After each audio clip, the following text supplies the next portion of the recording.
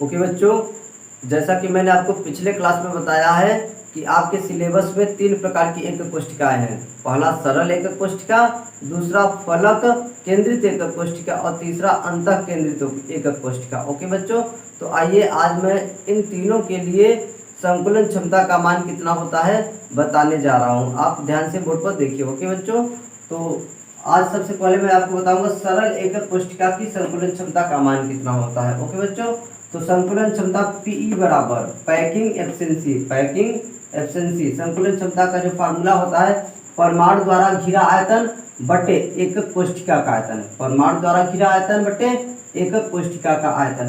संकुलन क्षमता का अर्थ क्या होता है, सबसे पहले इसको थोड़ा समझ लीजिए। आप जैसा कि जानते हैं एकक कोष्ठिका, किसी क्रिस्टल जालक के अंदर एकक कोष्ठिका पाई जाती है और एकक कोष्ठिका के कोने पर या फलक पर परमाणु स्थित होते हैं, जैसा कि मैंने बताया। तो एकक कोष्ठिका में परमाणु होते हैं और परमाणु को ये भी जानकारी होना चाहिए गोले के द्वारा व्यक्त किया जाता है। परमाणु को गोले के द्वारा व्यक्त किया जाता है। जैसे ये परमाणु है तो इसकी त्रिज्या क्या है, आर है। ओके, तो एक बार फिर से सुनिए, एकक कोष्ठिका में क्या होते हैं, परमाणु होते हैं। तो एकक कोष्ठिका का कितना आयतन परमाणु द्वारा घिरा गया है, एकक कोष्ठिका का कितना आयतन परमाणु द्वारा घिरा गया है उसे संकुलन क्षमता कहेंगे। ओके बच्चों, किसी एकक कोष्ठिका में परमाणु द्वारा घिरे गए आयतन को क्या कहते हैं, संकुलन क्षमता कहते हैं। तो आपको सिर्फ ये फार्मूला याद करना है कि संकुलन क्षमता बराबर परमाणु द्वारा घिरा आयतन बटे एकक कोष्ठिका का आयतन। अब अगला इंपॉर्टेंट चीज ध्यान दीजिए, सरल एकक कोष्ठिका में कुल कितने परमाणु होते हैं। आपने क्या लिखा, परमाणु द्वारा घिरा आयतन, तो पहले कितने परमाणु होते हैं उसको पता कीजिए। सरल एकक कोष्ठिका में परमाणु की संख्या कितनी होती है, जैसा कि मैंने पीछे बताया है, Z का मान क्या होता है, 1। ओके, सरल एकक कोष्ठिका में परमाणु की संख्या कितनी होती है, 1। मैंने आपको पीछे बताया है क्लास में, ध्यान दीजिए। और अगली महत्वपूर्ण बात है, आपको मैंने बताया परमाणु को गोला द्वारा व्यक्त किया जाता है और परमाणु की त्रिज्या r है। तो गोले का आयतन क्या होता है, 4/3 पाई r3। तो देखिए एक परमाणु हो गया और आयतन कितना हो गया, 4/3 पाई r3। और एकक कोष्ठिका का आयतन, जैसा कि मैंने आपको पीछे भी बताया है और आज भी बता रहा हूँ, आपके सिलेबस में जितने भी प्रकार की एकक कोष्ठिकाएं हैं वो क्या घन के आकार की है, घन ही एकक कोष्ठिका। और घन के भुजा की लंबाई या कोर की लंबाई क्या है, a है। तो घन का आयतन क्या होता है, भुजा पर घात 3। घन का आयतन याद रखिए, घन का आयतन क्या होता है जी, भुजा a है तो भुजा पर घात 3। ओके बच्चों, तो आप डायरेक्ट याद कर लीजिए इतना चीज। संकुलन क्षमता बराबर क्या हो गया जी, परमाणु की संख्या 1 हो गया और एक परमाणु का आयतन कितना, 4/3 पाई r3। और एकक कोष्ठिका यानी घन के आकार है, इसका आयतन क्या हो गया, a³ हो गया। अब आपको ये भी मैंने बताया कोर की लंबाई और परमाणु त्रिज्या में संबंध। सरल एकक कोष्ठिका में मैंने बताया परमाणु की त्रिज्या और कोर की लंबाई a में संबंध, a बराबर 2r होता है। तो एक जगह हम क्या लिख सकते हैं, यहाँ पर 2r, एक जगह क्या लिख सकते हैं, 2r। तो मैंने यहाँ पर देखिए 2r लिखा है कि नहीं, एक जगह क्या लिखा है, 2r लिखा है और एक घात 3 है, घात 3 लगा दिया। ओके, अब ध्यान दीजिए जो 3 है कहाँ आ जाएगा, बट्टे में। 3 कहाँ आ जाएगा, बट्टे में। तो 4/3, पाई का मान 22/7 होता है, पाई का मान 22/7 होता है, r³ वैसे रह गया। ओके, 4/3 हो गया, 3 बट्टे में आ गया, पाई का मान 22/7 हो गया, r³ वैसे ही हो गया और एक जगह 2r और घात 3 है। ओके बच्चों, अब उसके बाद में ध्यान दीजिए 22 × 4 = 88 हो गया, 22 में 4 का गुणा कर दिया, 88 हो गया और r³ है 7 × 21, 7 × 21 है। और ये देखिए 2 पर घात 3 अलग कीजिए और r पर घात 3 अलग, तो 2 पर घात 3 का मान क्या होता है, 8 होता है। क्या होता है, 8 और r³ अलग। और r³ से r³ क्या हो गया, कैंसिल हो गया, r³ कैंसिल। 8 × 8, 8 में 11 है यानी आपका कैंसिल होगा, 8 × 8, 8 × 8, 11 × 88 होता है। तो ऊपर 11 बचा, नीचे 21। तो 11/21 को जब भाग देंगे तो 0.5234 करके काफ़ी 5-6 स्थान तक आएगा दशमलव के, लेकिन आप दशमलव के बाद केवल 2 स्थान ले लीजिए, आप उतना भी सही है।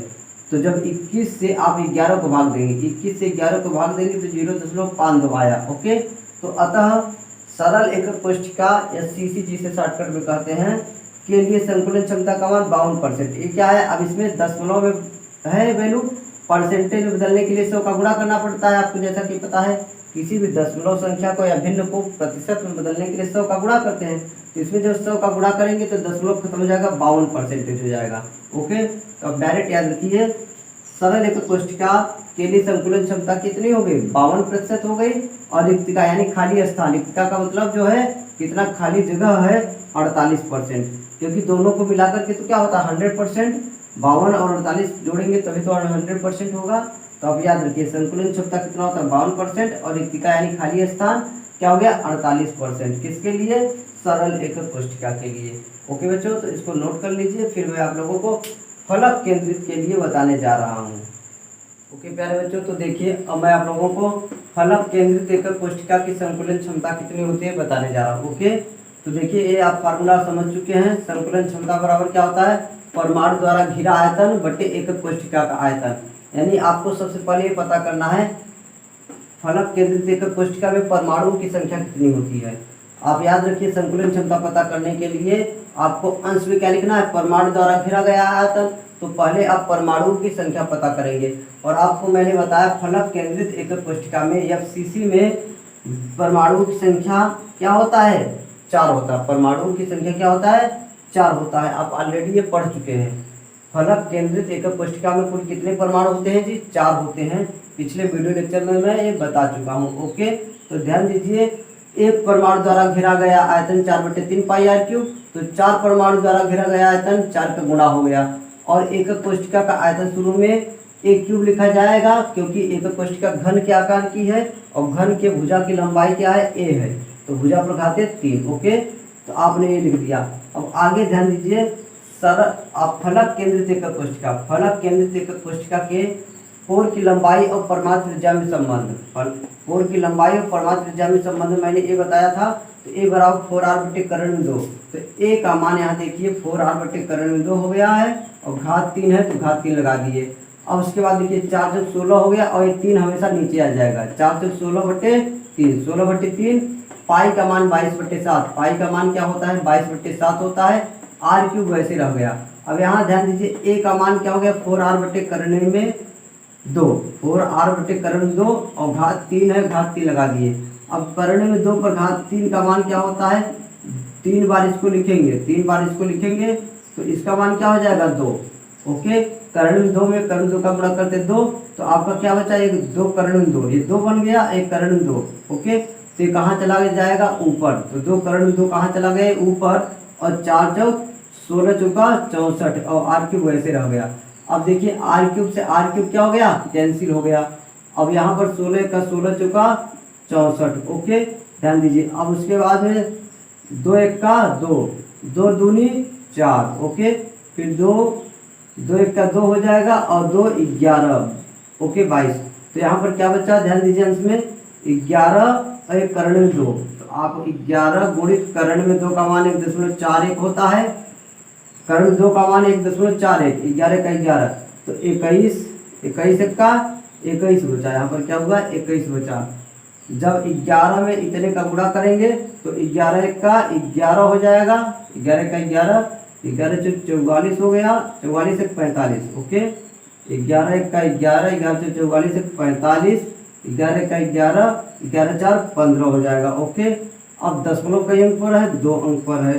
अब जब 21 से इसको भाग देंगे आएगा तो 0.74 आएगा, 0.74 आएगा।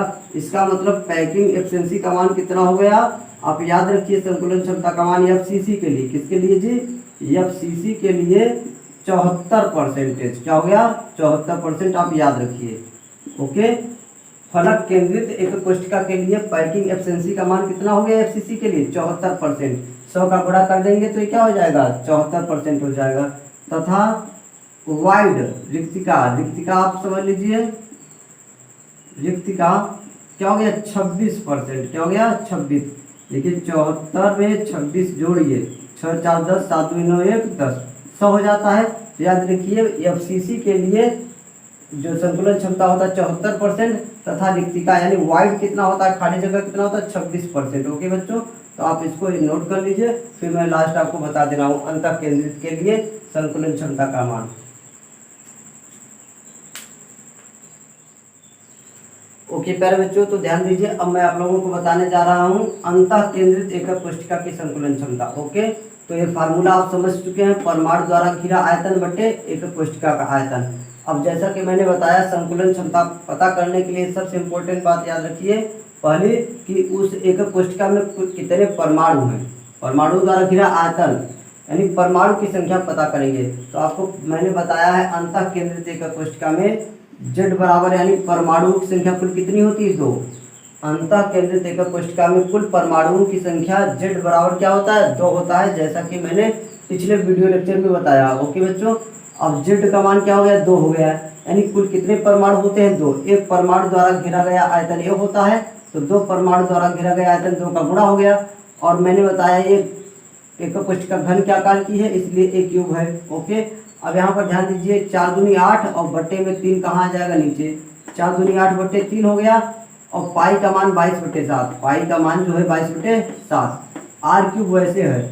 अब ए का मान, अब एक चीज याद रखिए यहाँ पर भी, जो अंतः केंद्रित एकक कोशिका होती है उसके कोर की लंबाई और परमाणु त्रिज्या में संबंध।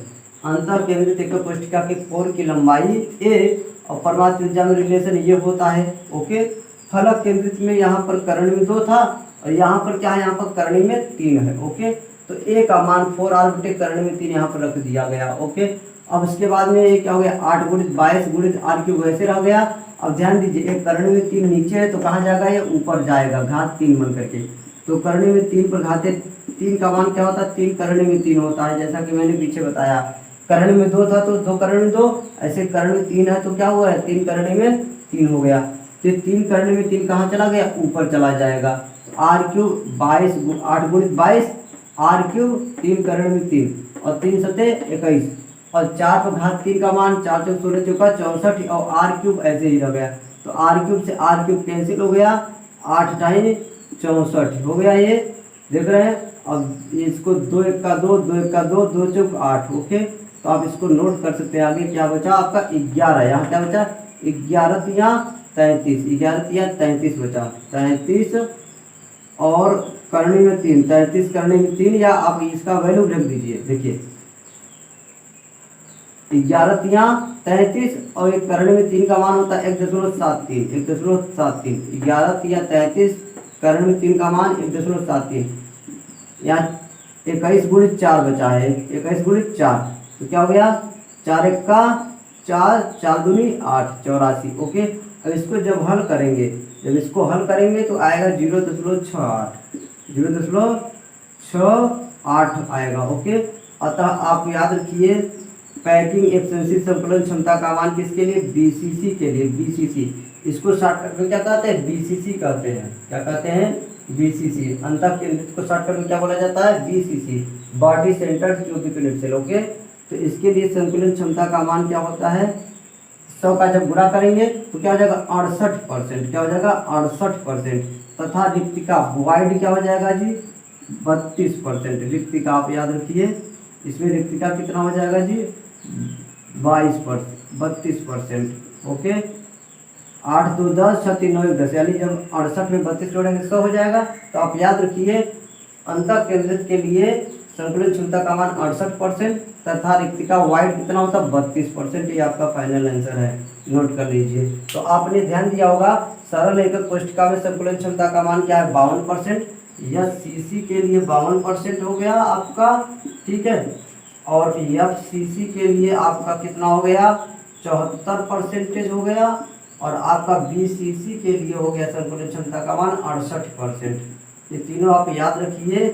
पीई का मान, पीई का मान संकुलन क्षमता का मान, ये सरल एकक कोशिका के लिए, फलक के लिए और अंतः के लिए। ओके, सबसे ज़्यादा किसके लिए आ रहा है, फलक केंद्रित के लिए आ रहा है वैल्यू। ओके, तो आप ध्यान दीजिए, इसको नोट कर लीजिए।